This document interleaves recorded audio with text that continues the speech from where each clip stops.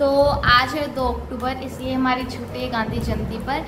And आज होने वाला हमारा पीटीएम, जिसके लिए मैं बहुत ज़्यादा एक्साइटेड हूँ। तो आज हम बात करने वाले हैं कुछ ऐसी चीज़ें जिन्हें लेकर हम कुछ ज़्यादा ही डरने लग जाते हैं। एंजाइटी जो हमें हर मिड टर्म एग्ज़ाम, किसी भी एग्ज़ाम में, हर एग्ज़ाम में होती है वो हमें।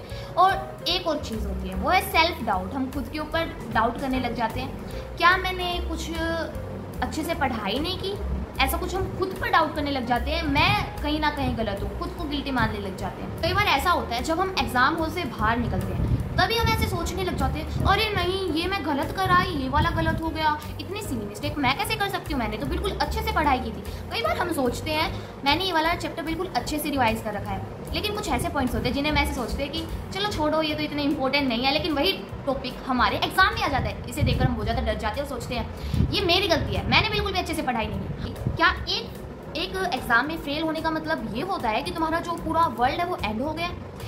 ये मतलब बिल्कुल भी नहीं होता है। इसे हम सेल्फ डाउट कहते हैं। एग्जाम हॉल से बाहर आती है, हम अपने दोस्तों के साथ मैच करते हैं, ये वाला क्या था, इसका क्या था, उसका क्या था, ऐसे ऐसे हम बातें करते हैं। एंड फिर हम रियलाइज़ करते हैं, अरे नहीं एमसीक्यू में मेरे 4 गलत हो गए, अरे उस सेशन में तो मैं ये वाला कर रहा, ये वाला करना था। इस तरीके से हम सोचते हैं और इसे हम कहते हैं डीमोटिवेशन। फिर हम डीमोटिवेट हो जाते हैं। मैंने ऐसा क्या किया जिसकी वजह से मेरे कम मार्क्स आए? क्या मैंने अच्छे से पढ़ाई नहीं की? क्या मैं सही रास्ते पर चल रही हूँ? क्या मैंने अच्छे से डिसीजन बनाया? क्या ये लैक ऑफ प्रिपरेशन थी? ऐसे ऐसे क्वेश्चन हमारे मन में हमेशा आते हैं, ये सभी बच्चों के मन में आते हैं। And I think you also can relate to this. And हमने अच्छे से पढ़ाई की, लेकिन एट द एंड जब हमारा एग्ज़ाम आया, जब हमारे हाथ में एग्ज़ाम आया, तब हम देखते हैं हमारा माइंड बिल्कुल ब्लैंक हो जाता है। और इसे हम सोचते हैं कि हमारा जो माइंड है और बॉडी है वो एक दूसरे के अगेंस्ट वर्क कर रहे हैं, लेकिन ऐसा बिल्कुल भी नहीं होता। हम खुद को पता नहीं कितना वो डाउट करने लग जाते हैं कि मैंने कहीं ना कहीं गलती की। बिल्कुल भी ऐसा नहीं होता, लेकिन हमें अपने ऊपर कॉन्फिडेंस होना चाहिए। कहीं ना कहीं तो हम ओवर कॉन्फिडेंट भी हो जाते हैं, जिसकी वजह से बहुत सारे एग्जाम्पल्स हम पढ़ के नहीं जाते और कहीं ना कहीं बहुत सारी सिली मिस्टेक करते हैं। और मेरे लिए तो बस यही था, लैक ऑफ प्रिपरेशन और एंजाइटी और अच्छे से टाइम मैनेज नहीं करना।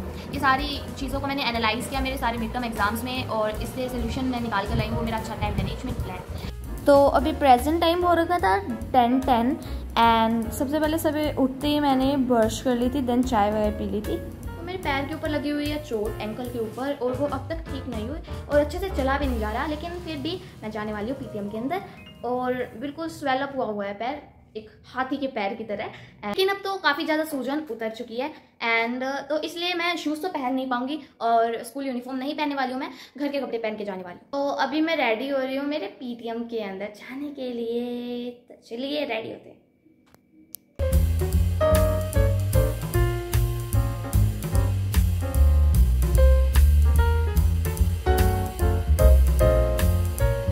तो अभी मैं लेकर आ गई हूँ मेरा रिजल्ट।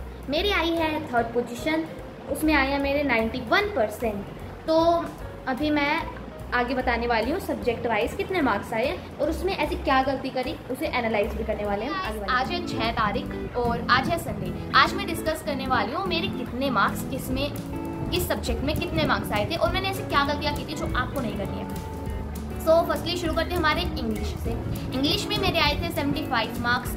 तो मेरे जितने भी मार्क्स थे वो मेरे कट हुए थे unseen passage and grammar portion में, बिकॉज हमारे जस्ट सिलेबस कंप्लीट हुआ था, उसके जस्ट बाद हमारा फर्स्ट ही एग्ज़ाम इंग्लिश का था। दैट्स वाई मैं इतनी एक्स्ट्रा प्रैक्टिस नहीं कर पाई थी ग्रामर की। और वैसे भी कोई बात नहीं, जितनी मैंने प्रैक्टिस की थी उसके हिसाब से मेरे मार्क्स बिल्कुल अच्छे आए।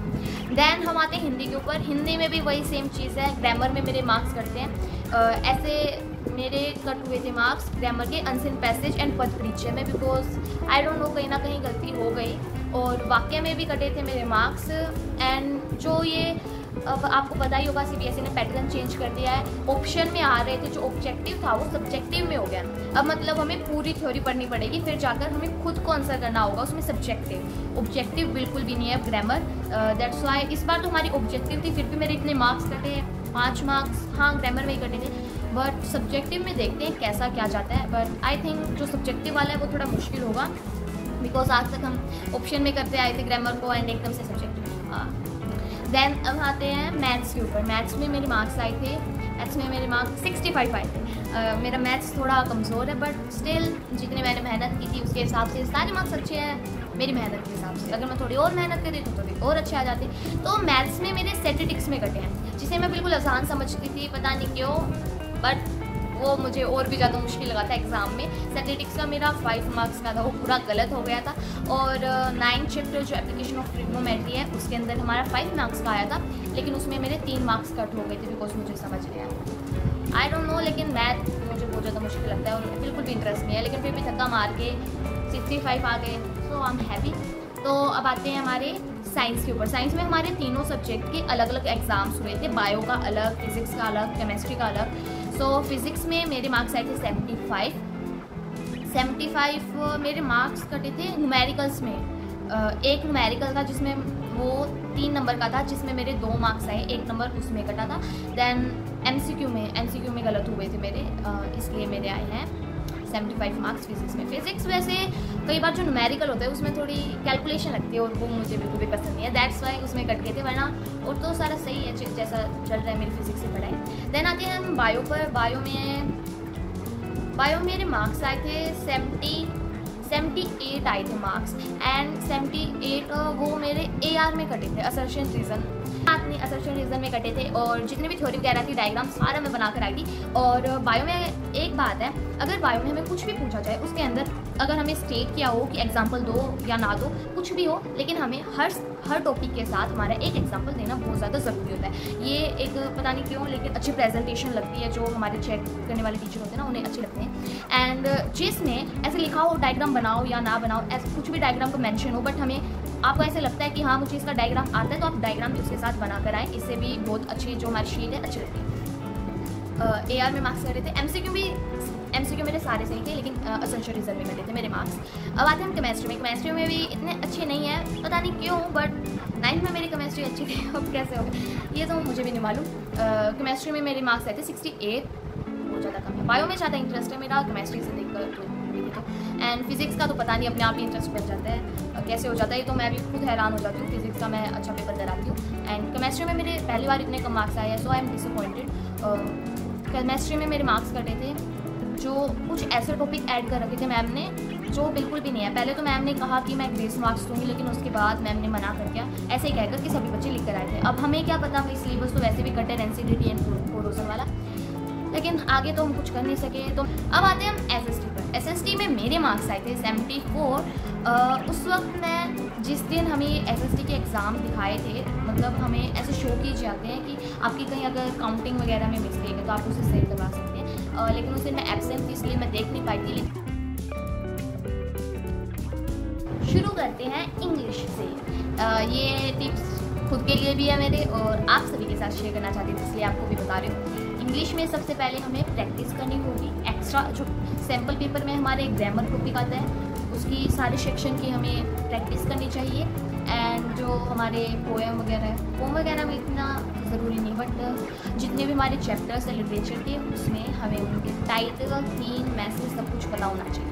हिंदी में भी सेम है, अब सब्जेक्टिव हो गया है हिंदी का, दैट्स वाई हमें थोड़ा ग्रामर पे ज़्यादा ध्यान देने की ज़रूरत है, क्योंकि पहले 2 तुक्के मारकर हम ऑप्शन लगा देते थे, लेकिन अब वो नहीं होने वाला, दैट्स वाई उसकी भी प्रैक्टिस करनी चाहिए हमें। एंड बस हिंदी में तो यही है। और जो हमारी राइटिंग स्किल्स है हिंदी के अंदर, नोटिस तो होता ही नहीं, सॉरी नोटिस नहीं, संदेश, बायोडाटा, जितना भी हमारे राइटिंग पोर्शन होता है उस पर ध्यान देने की ज़रूरत है। देन आते हैं मैथ्स पर। मैथ्स में तो वही सेम सैम्पल पेपर सोल्व करने चाहिए, और PYQs and NCERT। Then science में भी सेम यही है। पहले तो बायोलॉजी में सारे डायग्राम अच्छे से हमें आने चाहिए। देन फिज़िक्स में हमें सारी थ्योरी आनी चाहिए, और न्यूमेरिकल्स को भी सोल्व करना चाहिए जो हमारे सैम्पल पेपर में होते हैं, और PYQ फिज़िक्स के लिए। एंड केमिस्ट्री में हमें सारी रिएक्शंस, जितने भी रिएक्शंस होती है उन्हें राइट करने का तरीका पता होना चाहिए, एंड बस यही होता है केमिस्ट्री में तो। देन हम आते हैं, और जो केमिस्ट्री में सारे एक्सपेरिमेंट अच्छे से पता होने चाहिए, क्योंकि उससे निकलते हमारे competency based questions and case based, वहीं से आती है। हमारे जो एग्ज़ाम था उसमें भी उन्हीं एक्सपेरिमेंट से आई हुई थी। एंड एक एक्स्ट्रा क्वेश्चन था जो मुझे नहीं आता था, वो कुछ इस तरीके से था, सल्फ्यूरिक ऑक्साइड हम कैसे निकालेंगे मेटल से, कुछ ऐसा क्वेश्चन था, मुझे अच्छे से ध्यान नहीं है, बट वो हमारे सिलेबस में नहीं था। अलग अलग एक्सपेरिमेंट बेस्ड आती है केमिस्ट्री के अंदर। देन आते हैं हम हमारी SST पर। SST में सेम लागू होता है, लेकिन जियोग्राफी एंड हिस्ट्री में हमें मैथ्स आने चाहिए अच्छे से, मैथ्स। एंड हिस्ट्री के अंदर कुछ जो डेट्स होती है उन्हें याद रखना चाहिए, और जो हमें जैसे फ्रैंकफर्ट पार्लियामेंट होगी इस तरह की जो पिक्चर्स आती है उन्हें भी अच्छे से ध्यान रखना चाहिए, जैसे जर्मेनिया, मैरियाने कुछ ऐसा ही ध्यान, उनकी फ़ोटो अच्छे से ध्यान रखनी चाहिए। एंड इकोनॉमिक्स एंड पॉलिटिक्स का तो सेम ही वही प्रोसेसर है, इसमें हमें PYQ सॉल्व करने चाहिए, सैम्पल पेपर हमें सबकी करनी चाहिए सॉल्व। बस यही टिप्स हैं, मैं भी इन्हें सॉल्व करूँगी, बट आजकल मैं अच्छे से ब्लॉगिंग नहीं कर पा रही, पता नहीं क्यों, शायद मैं लेज़ी हो गई हूँ, दैट्स वाई। अब सर्दियाँ आने वाली, अब अच्छे से ब्लॉगिंग करेंगे, मज़ा आए। तो आज की वीडियो यहीं ख़त्म होती है, बस यही था मेरे टिप्स एंड ट्रिक्स, और मेरी जितनी भी सब्जेक्ट के जितने भी मार्क्स थे सारे मैंने बता दिए। एंड कमेंट करना मत भूलना आपके कितने मार्क्स आए हैं मिड टर्म के अंदर, क्या आप उससे सेटिस्फाई हो या नहीं हो। अगर आप सेटिस्फाई नहीं हो तो अपनी जितने भी मिस्टेक थी उन्हें एनालाइज करो, और आगे वाले जो एग्ज़ाम होंगे प्री बोर्ड उसके अंदर उसे सुधारने की कोशिश करो। यही मैं भी यही मोटो रखती हूँ मेरा अब से। तो चलिए, thank you, bye bye, see you next time. और अगली वाली वीडियो आएगी, उसे भी ज़रूर देखना।